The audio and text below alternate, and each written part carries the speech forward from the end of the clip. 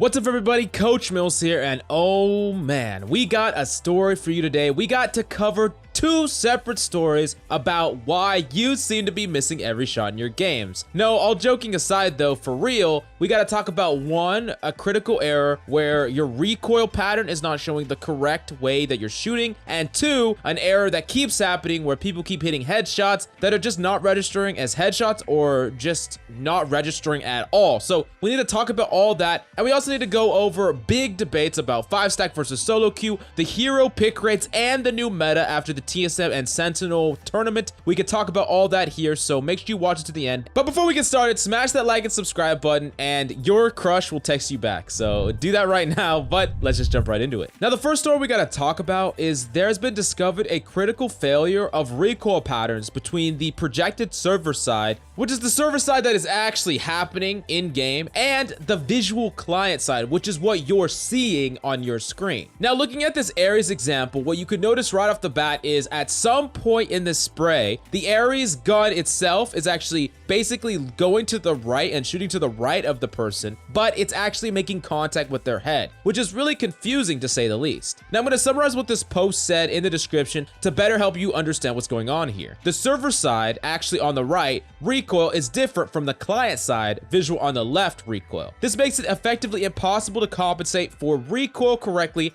as the server will be shooting your gun in a different direction than what is displayed on your client. Before ping is accused, there are points in the video where the server itself displays recoil patterns before the client does, and there are also the server/client compensating in opposite directions multiple times for different periods of time. This bug is not apparent when you first start a match. You have to spray for a while to trigger it, and then most sprays afterwards will be affected. Now, this seems to be a hidden bug that's going on right now, where after you trigger the bug, like they said, after you sprayed for a while, you're gonna get into situations when you're in a long spray and you're trying to compensate your gun based on how it's moving, but it's not necessarily hitting where it should be, and this could be part of the reason why your spray feels so off. Especially with free-for-all, a lot of people are figuring out a lot of these bugs because they just feel so off when you're in long spray battles. So this could be one of the reasons, but I'm sure that Riot is fixing it right now, trying to figure out how to do it. Now, before we talk about whether or not this is just a visual problem or if this is a client-side problem, we also need to talk about this other big thing that blew up on Reddit, got taken down from Reddit, got put back up on Reddit in a different form. It's just been going absolutely nuts. And this is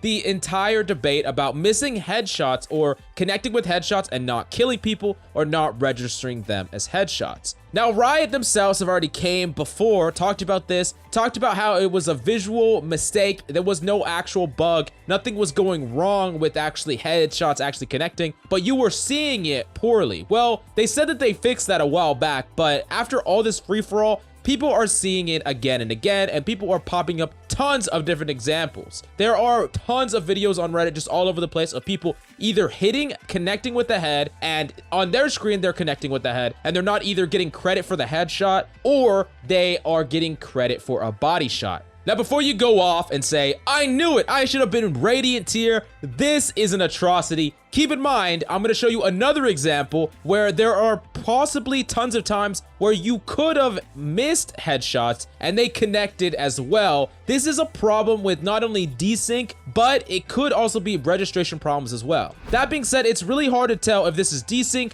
registration, or simply visual clarity. It's hard to say for sure until Riot has concrete statements on the matter. Now, I'm not trying to scare anyone here. Clickbait title aside, I do think that most of this is most likely visual clarity that can be fixed on Riot's side. I'm sure that they're gonna have an announcement soon that's gonna start to fix some of these problems, but I definitely want to hear your input in the comments down below. Have you been hitting headshots that haven't been connecting? Have you been spraying for long periods of time and it seems that your gun is facing one direction and your spray is going in the other direction? Definitely let me know all of your personal experiences in the comments down below so that we know if this is just happening to some people or if it's happening to a large majority of the community, because then Riot knows that it needs to be addressed right away. Now, moving on to the next topic that we have to talk about, it's 5-stack versus the solo duo queue debate. This really ramped up before and kind of died down, but check out this really balanced and insightful take by Mendo where he really digs deep on the solo duo versus 5-stack dilemma.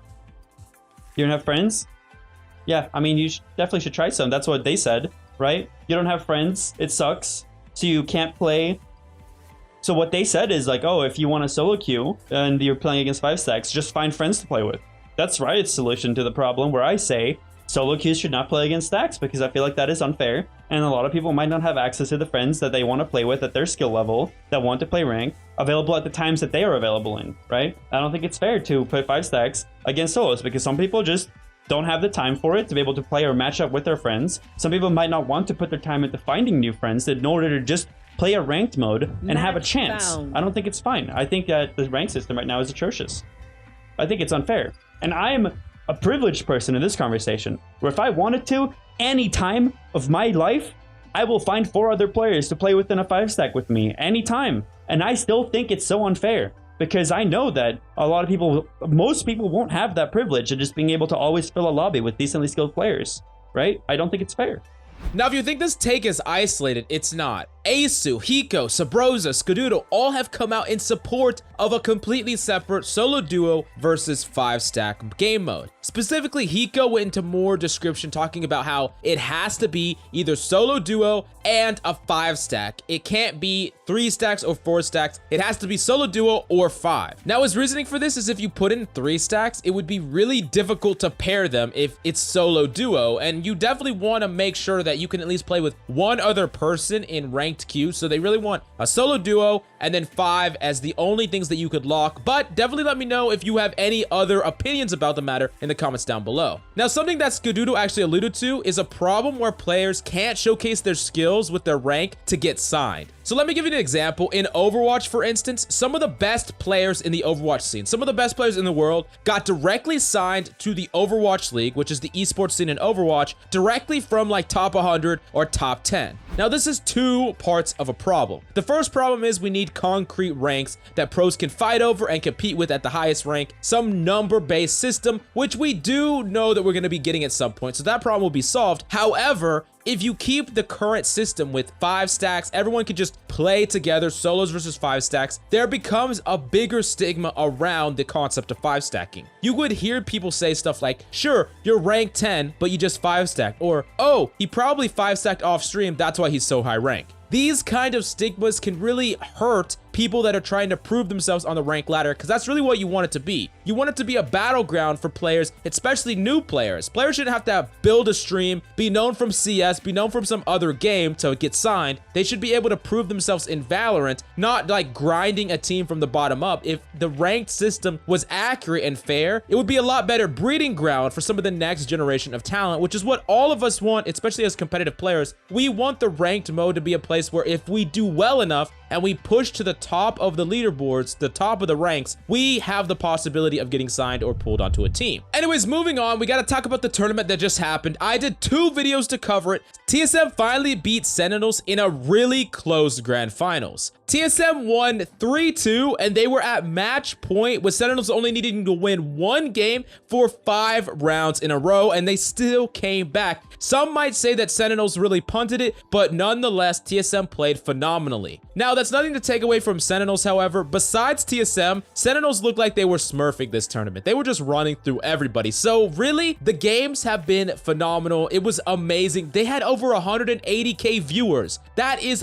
crazy for a new pro scene. There is a lot of potential here, and the games will pop off. Definitely go check out our VODs if you want to learn some of the in-depth strategies from Wardell, Sentinels, or any of the other players in the tournament. Now, speaking of the tournament, we actually got a reveal for all the pick rates from the tournament, how much each character was picked, and now we can better understand what the new meta is shifting to. Well, if you look at this chart, it's still Cypher on top at a 92% pick rate. He is the best character in the game right now, and he still is, but remember, Killjoy was not in this tournament. I'm going to talk about that in a second. Now, something that's really interesting is Sage, who was in 2nd place, is way knocked down, and Omen took her spot. On top of that, Brimstone is so low now. So it looks like double info, with Sova also being upgraded, is really powerful, and then 1 solo smoke in Omen is seeing exponentially more play. Now, that's not where the interesting aspect ends. Jet, a rising star, is going all the way up to 4th place, and there's been a lot of talk among pro players that think that Jet's Tailwind is actually one of the most powerful abilities in the game because it allows for unfavorable trades. You see, in the game of Valorant at the pro level, almost every kill will get traded out with in some way, one way or another. but Jett's Tailwind allows you to potentially get a kill and prevent yourself from getting traded with, which is really such a valuable ability at pro play. And on top of that, with snipers and ops being so powerful, I definitely see how Jett is being picked so much. Now, the next thing we need to talk about is the fact that Sage is only 57%. Now, that isn't like a super small amount, but still, from going to one of the best characters to only middle of the pack, that is definitely interesting to say the least, and we still haven't got those nerfs that are coming down the pipeline that Riot has already confirmed. So, after the nerfs, I'm interested if Sage is going to drop even lower. Then, before we move on, we need to talk about Breach, Reyna, and Viper, the 3 least picked characters in the game. We already know that Viper and Breach buffs are coming. They have to be pretty substantial to pull these characters out of the gutter for pro play. And then Reyna, I'm assuming that Reyna is always going to have a low pick rate in pro play. Her kit is just not conducive to pro play at all, and I think that that's fine. She's a solo ranked Q stomper. She's not really designed for pro play, and I don't think that that's what Riot wanted her to be in the first place. Now, what's our big takeaway from the meta? Well, first off, double info is OP, and it makes a lot of sense when players are really rotating a lot, when players are holding smart sightlines,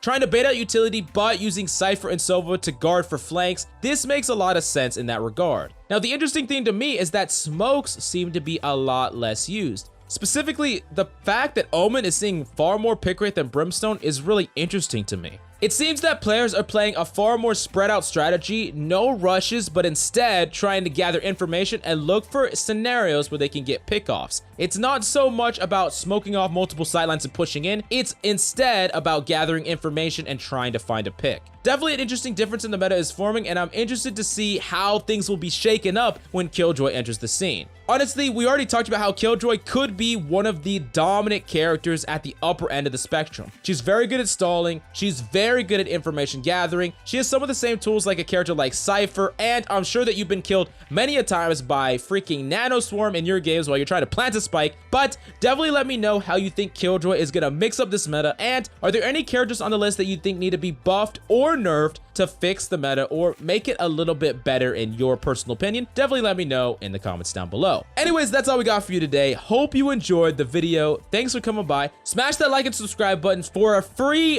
5% increase in your IQ. That's all I got for you today. I'm Coach Mills, and of course, until next time,